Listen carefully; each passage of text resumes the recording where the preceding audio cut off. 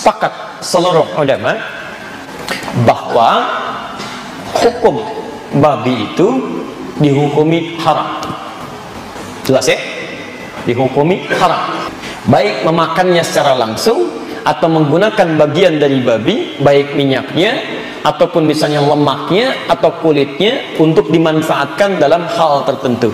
Ya, jadi semua perangkat yang melekat kepada babi maka disifati haram, baik memakannya ataupun penggunaan pemanfaatannya. Terkait berita terbaru, tengah beredar isu yang menghebohkan mengenai penyelundupan babi ke Ponpes Al Zaitun.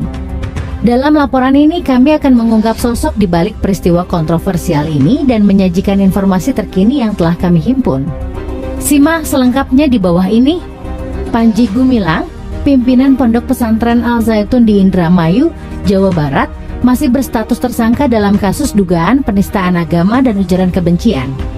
Panji ditetapkan sebagai tersangka oleh Bareskrim Polri pada 1 Agustus 2023 setelah menjalani pemeriksaan selama 12 jam.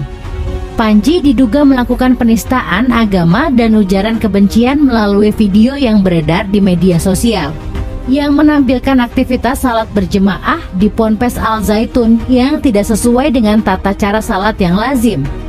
Dalam video tersebut, terlihat jemaah laki-laki dan perempuan bercampur, bahkan ada perempuan yang berada di depan barisan laki-laki. Panji juga menyatakan bahwa perempuan bisa menjadi khatib dalam salat Jumat.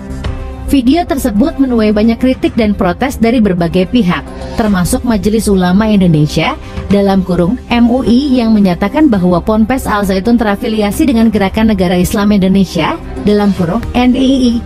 Massa yang tergabung dalam Forum Indramayu menggugat (FIM) juga menggeruduk Ponpes Al Zaitun dan menuntut Panji untuk meminta maaf kepada umat Islam.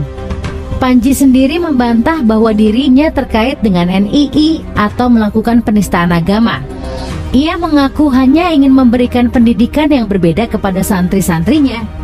Selain kasus penistaan agama dan ujaran kebencian, Panji juga tengah diselidiki terkait dugaan tindak pidana pencucian uang (TPPU), korupsi, dan penggelapan dana yang diduga dilakukannya di Ponpes Al Zaitun. Bareskrim Polri telah melakukan klarifikasi terhadap Panji pada 7 Agustus 2023 untuk menanyakan asal-usul keuangan dan aset tanah yang dimiliki oleh Panji dan keluarganya.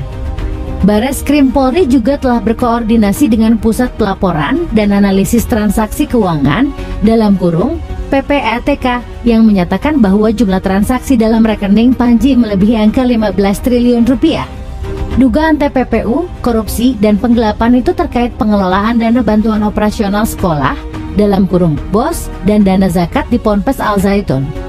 Saat ini Panji masih ditahan di rutan Bareskrim Polri. Masa tahanannya telah diperpanjang hingga 40 hari ke depan, yaitu sampai 30 September 2023. Keputusan ini diambil untuk kepentingan penyelidikan yang masih berlangsung. Panji sendiri telah mengajukan penangguhan penahanan, namun belum mendapat jawaban dari penyidik.